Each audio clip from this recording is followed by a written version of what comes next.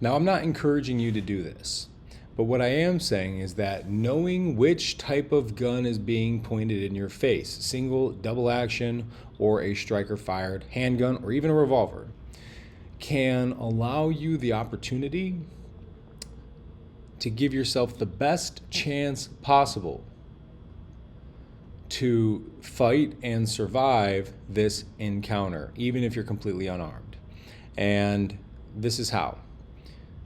Single action guns require very little trigger pressure, and so you should know that if you have a gun pointed in your face and it has an external fired hammer, and that hammer's cocked to the rear, well, you're probably just screwed. Be compliant or feign compliance, whatever it is, buy yourself some time somehow. But 3 pounds of trigger pressure, guys, is not a lot at all.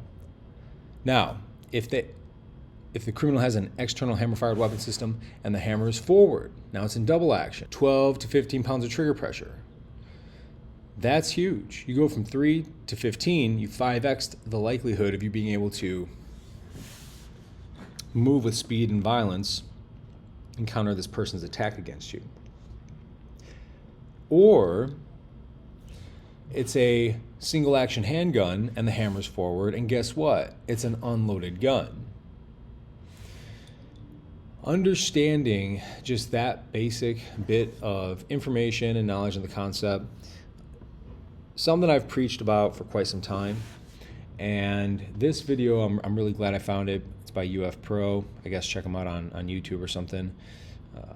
I don't even know what that stands for, to be honest. I don't know anything about these guys. I just came across this a couple years ago and I felt like I needed to remake it. So this video demonstrates it pretty well as to the importance of understanding that type of gun. And I'm not saying that you go try these moves specifically that they do, because I don't agree with a couple of them. I think that they possibly done them wrong, just from my own perspective. But watch this and see the science behind what I'm talking about.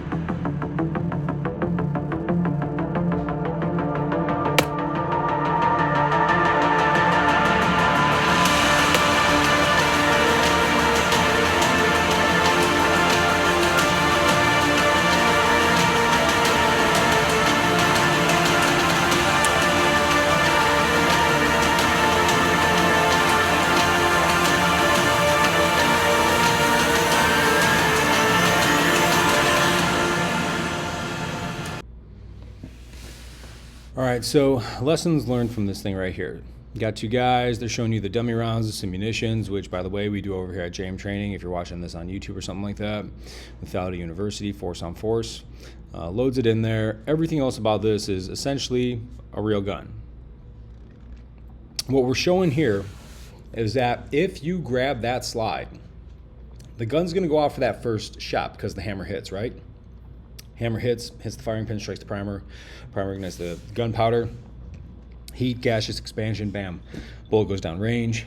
But what happens here is that you're putting that disruption in the cycle of operations. That unlocking, that extracting, the ejecting, that cocking, that feeding, that chambering, that locking. You disrupt all that when you grab that slide and it can't move back anymore. So guess what you get after this? A dumb gun. It's a dead gun, which is the importance of knowing how to tap, rack, bang, especially concealed carry, law enforcement, etc., because you're doing that stuff incredibly close.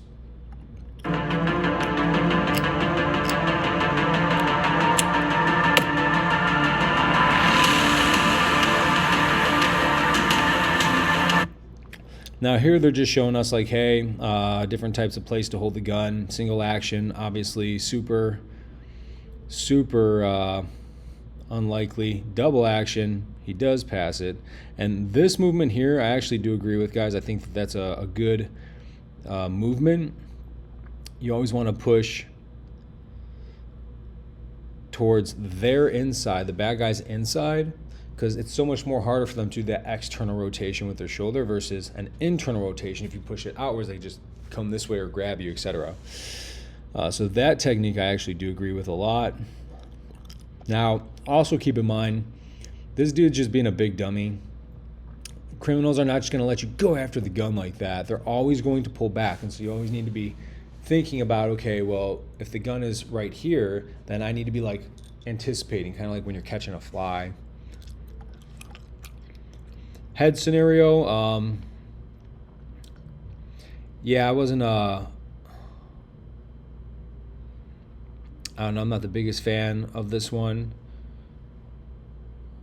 Because I really like the whole angle aspect of things. Like, I want to, like that right there. See how he twists the gun? That's important. You always need to be able to do that with a gun if you're going to disarm somebody. But the whole like dropping, putting your hands up. See that right there, he just basically hits it into his own face. See how his left hand hits it into his own face and then he kind of like tries to like pull it back again? So I think his hands are in the wrong position on this one. So this one where you just go both hands to the front of the gun like that.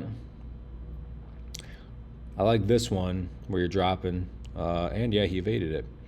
But ultimately, guys, remember, this dude's just standing here. He's not even like pulling the gun back. So just keep all that stuff in mind. There are ways to do this. There's ways to do it wrong, and you definitely better be training before you end up trying it out in the streets. All right, everyone. Take care.